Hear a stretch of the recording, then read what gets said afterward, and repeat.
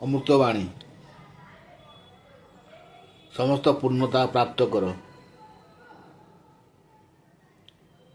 ହେ ମୋର ପ୍ରିୟ ସନ୍ତାନଗଣ,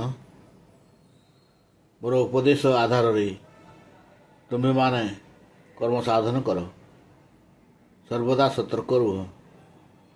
ଏହିପରି ଭାବରେ ତୁମେ ଫଳପ୍ରସୂ କର୍ମର ଆସକ୍ତି ରୂପୀ ଅଜ୍ଞତାରୁ ମୁକ୍ତ ହୋଇପାରିବ ଏବଂ ତୁମ ହୃଦୟରେ ପଡ଼ିଥିବା ଗ୍ରନ୍ଥି ସମ୍ପୂର୍ଣ୍ଣ ରୂପେ ଖୋଲିଯିବ।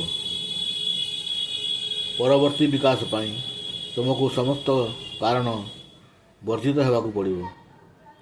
ଏହାର ଅର୍ଥ ମୁକ୍ତି ପ୍ରକ୍ରିୟା ସହିତ ମଧ୍ୟ ତୁମକୁ ଅନାସକ୍ତ ରହିବାକୁ ପଡ଼ିବ। ମୁକ୍ତିର ପଦ୍ଧତି ହେଉଛି ବ୍ରହ୍ମ ଜିଜ୍ଞାସା, ଅଦ୍ୱୟ ସତ୍ୟ ପରମାତ୍ମାଙ୍କ ଅନୁସନ୍ଧାନ। ସାଧାରଣତଃ ବ୍ରହ୍ମ ଜିଜ୍ଞାସାକୁ ନେତି ନେତି କୁହାଯାଇଥାଏ।